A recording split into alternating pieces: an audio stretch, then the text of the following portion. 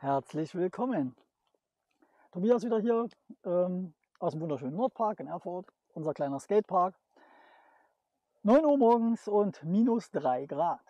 Ich habe mich heute dazu aufgerafft, endlich mal das 360-Tutorial zu machen. Ihr hattet es euch gewünscht in der Umfrage. Es könnte ein etwas längeres Video werden heute, weil ich möchte beim 360 so ein bisschen mehr ins Detail gehen. Weil das vermisse ich so ein bisschen. Ne? Also Leute, die den gar nicht können, schauen sich Videos auf YouTube an und da wird halt einfach rumgesprungen und nicht viel dazu gesagt. Das möchte ich heute mal ein bisschen vermeiden und wirklich mal darauf eingehen, was ist der 360, wie ist der Aufbau, wie sollte die Körperstellung sein, etc. Weil ich habe den auch 20 Jahre falsch gemacht. Das ist mir jetzt die letzten 2 Wochen aufgefallen. Versuche das gerade so ein bisschen umzustellen. Und dementsprechend werden wir heute so ein bisschen mehr ins Detail gehen. Beim 360 erstmal in Schuhen, Aufbau. Und dann werde ich so 3, 4 Übungen zeigen, wie ihr den eigentlich relativ gut lernen könnt. Also es sollte mich wundern, wenn irgendjemand nach dem Video den 360 nicht kann.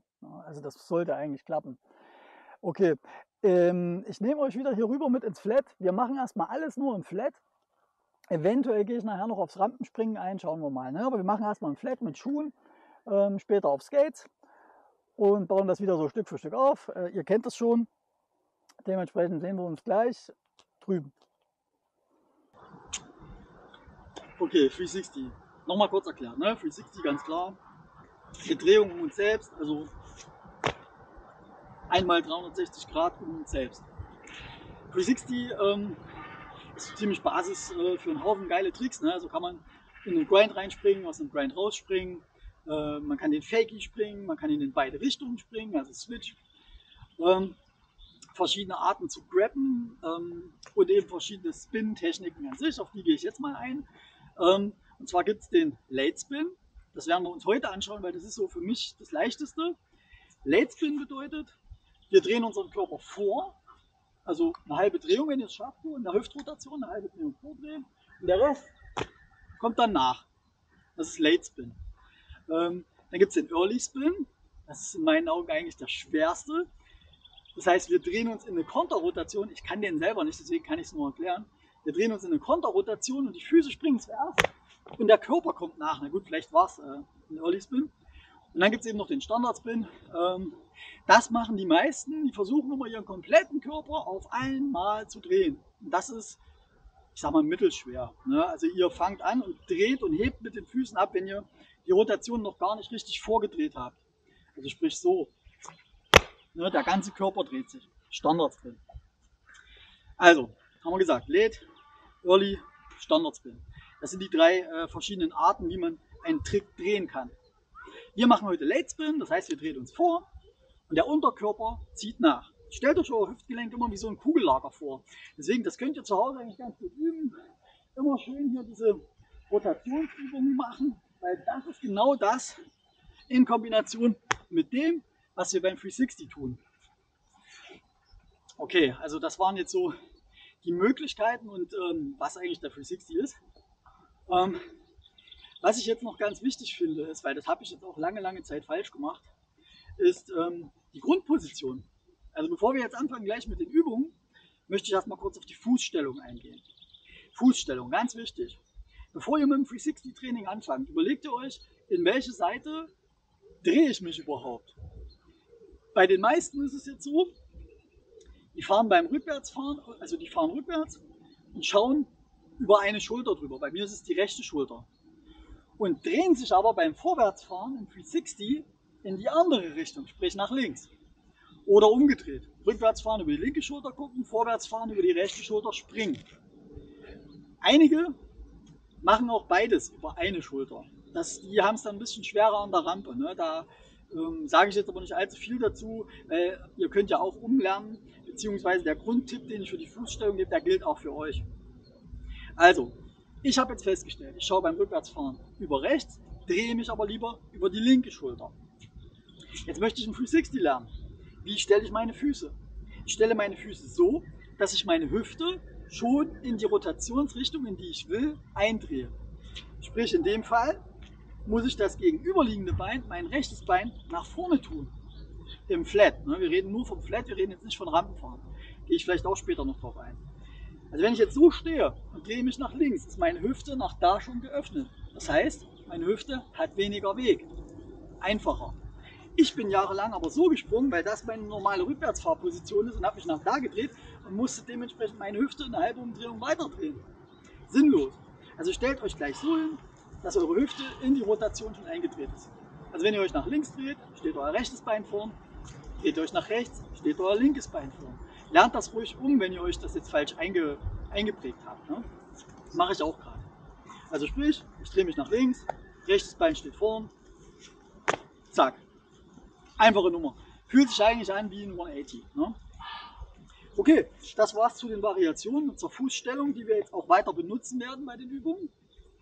Ich würde sagen, für die erste Übung nehme ich euch nochmal mit rüber, weil das ist in meinen Augen eigentlich die geilste Übung, um 360 zu lernen. Das werdet ihr merken. Also die ist wirklich top. Da könnt ihr im Prinzip nicht viel falsch machen.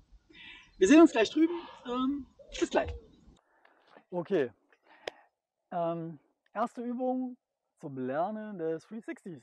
Ich hoffe, man kann das hier so sehen in Gänze, weil ich habe jetzt die Kamera so ein bisschen näher rangestellt. Okay, erste Übung. Also ich hatte gesagt, Fußstellung beachten. Ich will nach da drehen, nach links, also stelle ich mein rechtes Bein nach vorne. Ich bin halt noch in Schuhen, ne? Also das würde ich auch jedem ans Herz legen, wenn ihr einen 360 üben wollt. Macht das mal in Schuhen. Wenn ihr den in Schuhen könnt, könnt ihr euch sicher sein, dann klappt ihr auch in Skates. Okay, erste Übung, sogenannte Fans-Technik, ne? Fans-Technik oder Zauntechnik. Gibt es, glaube ich, auch ein paar Videos drüber. Aber da wird halt auch nicht auf die Fußstellung eingegangen. Ne? Das ist jetzt ganz wichtig. Ich will nach da drehen und habe meine Hüfte nach da schon geöffnet, indem ich einfach ein Bein vorstelle. So leicht vorstelle. Ich muss nicht so stehen, aber ja, so ein bisschen leicht vorgestellt. Ne? Was ich dann mache ist, ich drehe meinen Kopf und meinen Oberkörper hinter mich, bis ich wirklich den Zaun oder die Stange oder was auch immer, ihr könnt auch eine Mauer nehmen oder so, ist völlig egal, oder eine Mülltonne, so hinter mir sehe. Pack da an, gehe in die Knie und was ich dann mache, ist einfach nur, ich versuche meine Füße einmal rumzudrehen. Also so. Ne? Nochmal. Füße versetzt, umdrehen, Stange anfassen, abheben, umdrehen, zack. Jetzt stehe ich so, ne? Linkes Bein, rechtes Bein hinten, linkes Bein vorn. So ist ideal. Das ist im Grunde ein 360. Wenn ihr es schafft, nach dem 360 wieder so zu landen, dann ist es cool, weil dann habt ihr im Endeffekt schon die Vorstufe zum 540, weil für den 540 braucht ihr dann auch nur noch so zu machen. Ja, also das kann man auch im Prinzip so benutzen, da komme ich noch drauf. Das wird noch die zweite oder dritte Übung, die wir machen. Aber erste Übung für alle die, die ihn wirklich noch nicht können, ist die Zauntechnik einfach ideal. Ne, macht das so, Füße versetzt, rechtes Bein nach vorn, umdrehen, Zaun greifen, einmal rumspringen. Als kleinen Tipp noch, wenn ihr den im Flat übt, also auf flacher Ebene, und ihr habt die Füße so versetzt, dann beugt ihr euch wirklich richtig so in den Kaff rein, also richtig in den Schaft rein knicken und hebt wirklich erst ab, wenn ihr entweder die Hände hinten habt oder den Kopf. Ne? Der Kopf muss hier hinten sein. Und dann ist das Letzte, was den Erdboden verlässt, eure rechte Fußspitze oder je nachdem von dem Fuß, den ihr vorne habt. Ne? Also das ist das Letzte, was den Boden verlässt. Ich zeige es nochmal. Ne? Ich drehe mich um, gehe runter, springe ab und das ist gefühlt das Letzte, was den Boden verlässt. Ja? Wenn ihr soweit seid und habt den so einigermaßen gut hinbekommen, dann ist das nächste, was ihr macht, ihr fasst immer weniger an. Also ihr dreht euch um, ne? Und ihr könnt leicht anfassen, rumdrehen, umdrehen, nur noch die Hände drüber, also nur noch habern das Ding, ne? Nur noch so drüber und schon seid ihr eure ersten 360s gesprungen. Mehr ist es nicht. Achtet auf die Fußstellung, rechtes Bein vor, wenn ich nach links drehen will, linkes Bein vor, wenn ich nach rechts drehen will, komplett umdrehen, Zaun anfassen, gefühlt, runtergehen, abheben und die Zehenspitzen wieder nach vorne bringen. Zauntechnik. Ne? Das ist so die erste Übung und auch die geilste, wie ich finde. Ne? Und wenn ihr dann unterwegs seid auf Rollen, stellt euch auch wieder vor, ihr habt den Zaun hinter euch. Geht gleich in die Knie, dreht euch um, fasst gefühlt den Zaun an, springt ab, wenn ihr umgedreht seid. 360. Ne? Okay, für die nächste Übung, das ist so ein bisschen eine Aufbauübung. Für die, denen das Zaunding hier zu blöde ist, bauen wir halt langsam auf, Schritt für Schritt, gehen wir wieder hoch. Bis gleich. Okay, das war die Zauntechnik, ne? Oder ja, euch einfach hinter euch festhalten Technik. Sehr cool zum Lernen.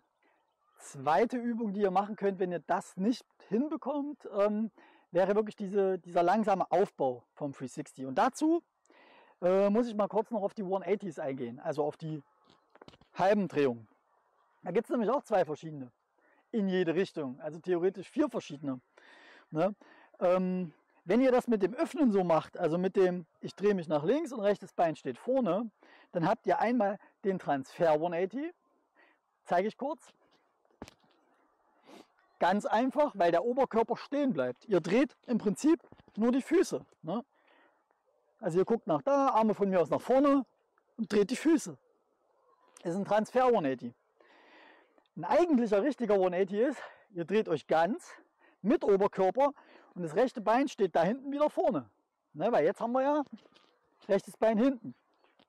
Richtiger 180. So. Wenn ihr die beiden 180s könnt, ich zeige den anderen nochmal. Richtiger 180, also richtige Körperdrehung.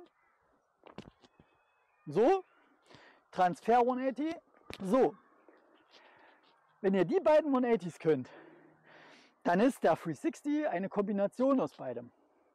Also ich mache zuerst einen vollen 180, zack, und hänge dann den Transfer 180 dran. Ich zeige das nochmal, ne? Also wieder öffnen, ich drehe mich nach links, rechtes Bein ist vorn. Ich kann es auch mal in die andere Richtung zeigen, also ich drehe mich nach rechts, linkes Bein ist vorn. Ich mache einen vollen 180 und dann einen Transfer. Und wenn ich die beiden zusammenhänge, ihr werdet es schon ahnen, habe ich einen 360. Jetzt war der gerade Switch. Ne? Also ihr habt gesehen, das funktioniert, das kann man so lernen. Ja, das ist im Prinzip die zweite Technik für die Theoretiker. Ist das immer ganz geil, weil die sich dann bildlich vorstellen können, wo muss ich eigentlich hin. Ne? Also nochmal, Transfer, so, ganzer 180, so. Und wenn ich den ganzen 180 gesprungen bin, habe ich ja meinen Oberkörper schon zur Hälfte gedreht. Und im Prinzip haben die Füße dann schon 360 gemacht. Und es ist euch überlassen, ob ihr den Körper dann mitdreht nach vorne oder ob ihr den Körper hinten lasst. Ne? Ihr könnt den 360 auch springen und den Körper hinten lassen. Ne, das geht auch. Ich habe einen 360 gemacht und der Körper schaut aber nach hinten. Ist vielleicht sogar sicherer. Ne? Übt das, ne? Die beiden 180s zu kombinieren. Das war die zweite Übung. 360, dritte praktische Übung, um ihn zu lernen. Ähnlich der Zauntechnik. Ich nenne es gerne Flaschenübung, weil ich habe mir da früher immer eine Flasche hingestellt. Also als ich den ganz früher gelernt habe. Wir nehmen eine Flasche, ne? Stellen die so 1, 2 Meter hinter uns. Na, die steht jetzt so 2 Meter hinter mir. Ich mache wieder meine Grundposition, also ich will mich nach links drehen, rechtes Bein steht vorn. Drehe mich, bis ich die Flasche sehe. Und wenn ich die Flasche sehe, also wenn ich die Flasche in meinem Bildmittelpunkt habe, in meinem Blickmittelpunkt habe, dann heben die Füße erst ab. Sprich, ich drehe vor, drehe mich um und wenn ich die Flasche mittig sehe, in meinem Blickfeld, in meinem Sichtfeld, dann heben meine Füße erst ab. Und ich denke, dass ich wieder so stehe wie vorher. Flaschentechnik, ne? Oder Punkttechnik. Ihr könnt euch auch einen Punkt mit einem Edding machen oder mit Kreide oder so im Skatepark, das ist egal. Ich zeige es kurz. Also ich drehe mich ein, sehe die Flasche, heb ab und drehe mich von der Flasche wieder weg. Ja, auch eine geile Technik, weil das genau das ist, was ihr beim 360 macht. Ja, ihr fixiert einen Punkt hinter euch auf dem Boden und im Idealfall schaut ihr weiter auf diesen Punkt. Ja. Sprich, ihr dreht euch ein, schaut auf den Punkt, fixiert den Punkt weiter. Habt ihr gesehen, ich brauche nicht mal groß Schwung holen oder so. Das machen auch viele falsch. Ne? Sie wollen den dann so verreißen, so mit dem ganzen Körper losspringen, mit dem Kopf rumdrehen. Das braucht ihr alles nicht machen. Was ihr braucht, ist eine flexible Hüfte und einen flexiblen Rücken und diese Rotation im Oberkörper zu Unterkörper, dass die Füße aber stehen bleiben. Das braucht ihr für einen 360. Und ein bisschen Sprungkraft. Ne? Also nochmal zeigen. Vordrehen, Flasche fixieren, 180 springen, 360 springen. Ne? Und wenn ihr es jetzt schafft, so zu landen, dann braucht ihr wieder nur so machen und habt einen 540. Ne? Das will ich damit sagen. Genau.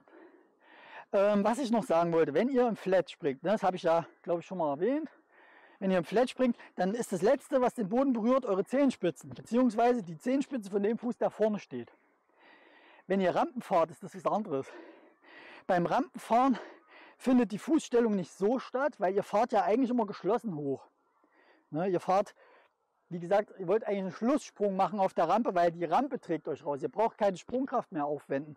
Die Rampe kickt euch sozusagen raus. Deswegen, ganz wichtig, merken, wenn ihr im Flat 360 übt ruhig mal das hier. Ne? Also je nachdem, welches Bein vorne steht. Aus der Zehenspitze abspringen. Und wenn ihr Rampen fahrt, gewöhnt euch bitte an, Füße parallel, Knie parallel, alles schön zusammenlassen wie ein Klumpen und dann wirklich mit der gesamten Fußsohle einfach nur leicht abheben, beziehungsweise die Knie zur Brust ziehen, weil das ist das, was ihr auf Rampen macht. Das ist ein kleiner Unterschied, ne? Wollte ich nur noch mal gesagt haben. Okay, Flaschentechnik, umdrehen, Flasche fixieren, Flasche weiter fixieren, 360 gemacht. Ohne mich groß zu drehen. Das zieht am Anfang ein bisschen im Rücken, aber dehnt euch vernünftig, wärmt euch ordentlich auf und dann spielt das auch keine Rolle mehr. Okay, letzte Technik ist auch wieder eine Aufbautechnik. Habe ich in einem Video bei Shorty gesehen, fand ich ganz cool, ist auch richtig. Ne? Also deswegen ruhig mit zeigen. Und zwar hat da jemand, der sehr, sehr gute Airs macht, gesagt, sucht euch eine gerade Linie, die habe ich nur hier, und dann baut von ganz unten auf. Also wenn ihr noch gar nichts könnt, kein 180, kein 360 etc., dann baut das langsam auf, indem ihr Moped fahrt. Ne? Also ich sage mal Moped fahren dazu, also Moped-Technik. Wir machen 45 Grad Moped-Griff und drehen unsere Füße 90 und lassen das Moped stehen.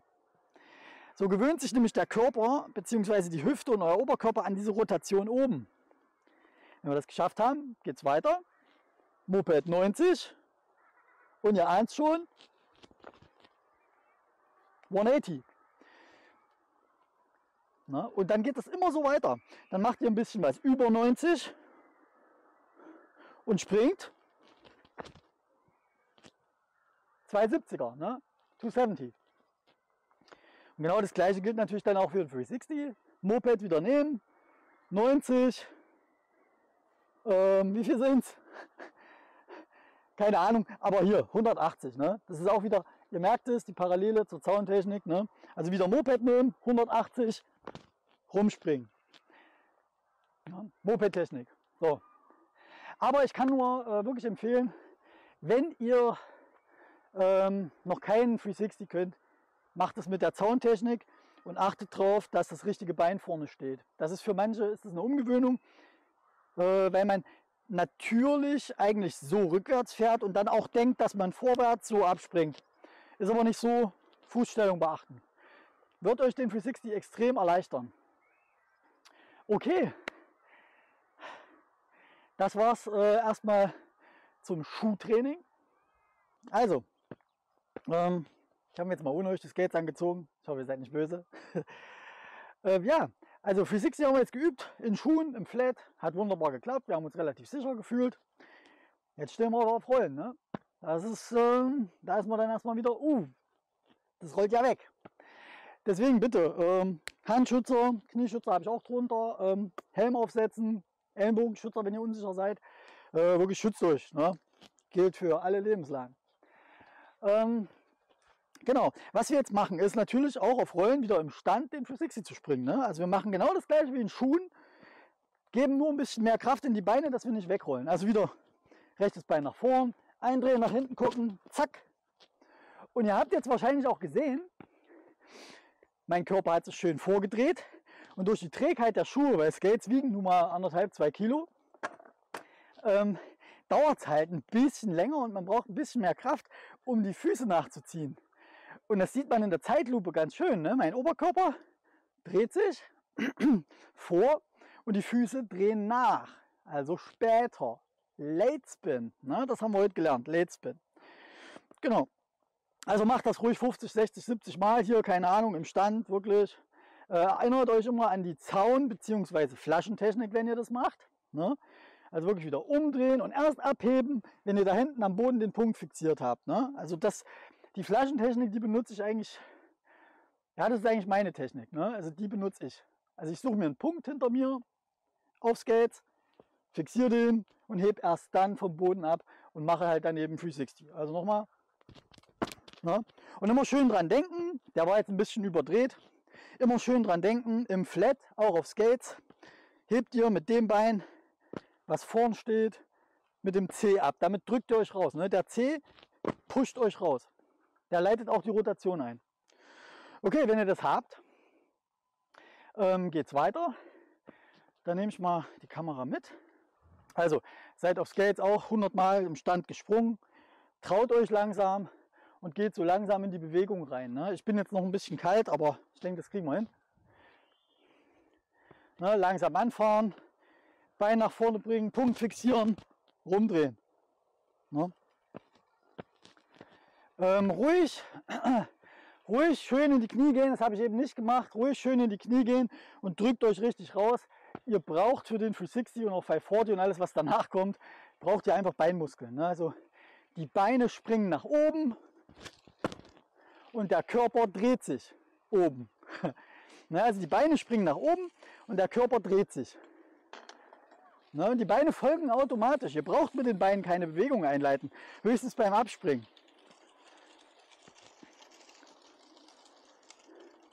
Ne? Also ihr fahrt wieder schön langsam an, stellt eure Beine, dreht euch um, zack. Ne? Eigentlich ganz locker. So viel Abspringen braucht man gar nicht für den 360. Also rollt langsam an, stellt euch vor, ihr seid in Schuhen, dreht euch ein und zack. Ne? Das ist der 360 im Flat. Vielleicht probieren wir nochmal Switch. Ja, probieren wir nochmal Switch. Ne? Also Switch geht auch. Ein bisschen wackelig noch bei mir, aber ja, ist halt auch die andere Seite. Okay, das war der 360 im Flat. Jetzt würde ich euch nochmal mitnehmen zur Rampe und nochmal kurz was erklären, wie ihr den 360 aus der Rampe dann aufbaut. Genau, ich wollte ja noch was zum 360 Springen Banks sagen. Hier habt ihr eine kleine Bank. Wenn ihr, keine Ahnung, 100, 200 360 sicher im Flat gesprungen seid, dann könnt ihr euch an die Schrägen machen. Bei den Schrägen müsst ihr euch nur ein bisschen umstellen. Ne? Also ihr springt dann nicht mehr versetzt ab mit der Zehenspitze zuletzt, sondern ihr springt dann wirklich mit geschlossenen Beinen. Ihr könnt die Füße ruhig ein bisschen versetzen, aber ihr springt mit geschlossenen Beinen ab und zwar mit der ganzen Sohle. Nicht mehr über den Spann abgerollt, sondern mit der ganzen Sohle. Und beim Rampenfahren, bei Airs, ist es halt so, dass das Stylische, das Zusammenrollen und das Rausfliegen nicht durch eure Sprungkraft bestimmt wird, sondern durch den Push, den ihr in die Rampe reinmacht und das Anheben der Knie zur Brust. Sprich, ihr lasst die Füße und die Knie zusammen und hebt einfach nur die Füße zur Brust, beziehungsweise streckt den Po raus und macht euren Unterkörper zu den Knien, wenn euch das nicht gelingt. Ne? Also ihr müsst wie so einen Klumpen machen. Ne? Okay, das in Rampen. Ne? Und da gibt es dann halt eben verschiedene Grabs, die man machen kann. Ich zum Beispiel, ich kann nur zwei. Ich kann nur den Safety und den Mute Grab. Ne? Safety ist halt so und Mute wäre eben drüber gegriffen so. Wobei ich jetzt gesehen habe, dass viele die Seiten wechseln. Also wenn ich ein Linksdreher bin, ich drehe meinen 360 nach links, mache ich den Safety mit dem rechten Arm und mache den Mute aber mit dem linken Arm. Ne? Das machen auch viele. Das ist dann persönliche Präferenz, wie ihr euch wohler fühlt. Ja. So, cool. Ich komme mal wieder runter. Also 360, ganz wichtig. Denkt an eure Drehrichtung. In welche Richtung drehe ich mich am besten? Das könnt ihr vorher ausprobieren auf dem Teppich, ja, oder im Gras. Und wenn ihr die habt, das entgegengesetzte Bein nach vorn stellen beim Absprung, wenn ihr im Flat seid. Wie gesagt, den Punkt hinter euch fixieren, den Bodenpunkt fixieren und bei der Drehung Später dann auch weiter fixieren, wenn ihr grappen wollt oder so, von mir aus hier unten durchgucken. Ne? Aber der Punkt hinter euch ist extrem wichtig. Ne? Also nicht den Fehler machen und hier verreißen und irgendwo in den Himmel gucken, weil dann kommt ihr schräg. Dann verliert ihr eure Körperachse, das bringt es halt nicht. Also wirklich ganz kontrolliert, Füße versetzen, nach hinten gucken, abspringen, umdrehen. Ja? Das kann jeder, der hier ein bisschen flexibel in der Rotation ist. Genau. Ja, ich freue mich immer sehr, wenn ich Leuten helfen kann. Also wenn ihr noch keinen 360 konntet und habt es mit dem Video hier gelernt, dann würde ich mich über einen Kommentar freuen. Freue ich mich generell sowieso immer. Gell? Und ja, die Leute, die jetzt hier immer gucken und noch nicht abonniert haben, abonniert mich ruhig mal. Das würde nämlich die Videos so ein bisschen nach oben bringen, weil ich habe jetzt eigentlich eine ganze Reihe voll mit Grinds und jetzt kommen so langsam die ganzen Rampensachen und sowas und Topside-Geschichten, also es bleibt spannend. Ja, und wenn ihr keinen Scooter fahren wollt oder kein BMX oder kein Skateboard, ne, dann seid ihr hier genau richtig. Der Sport stirbt leider aus, es gibt viel zu wenig Supporter in meinen Augen. Könnte ruhig wieder mehr werden. Ne? Okay, also das war's zum 360. Ich wünsche euch viel Spaß beim Üben. Gebt mir ruhig Feedback, ich beantworte auch alles, helfe auch noch, wenn ich irgendwo noch helfen kann. Und dann sehen wir uns im nächsten Video. Ich weiß noch nicht, was ich mache. Sehen wir dann. Vielleicht mache ich auch noch mal eine Umfrage. Schauen wir mal. Okay, in diesem Sinne. Tschüss, ciao.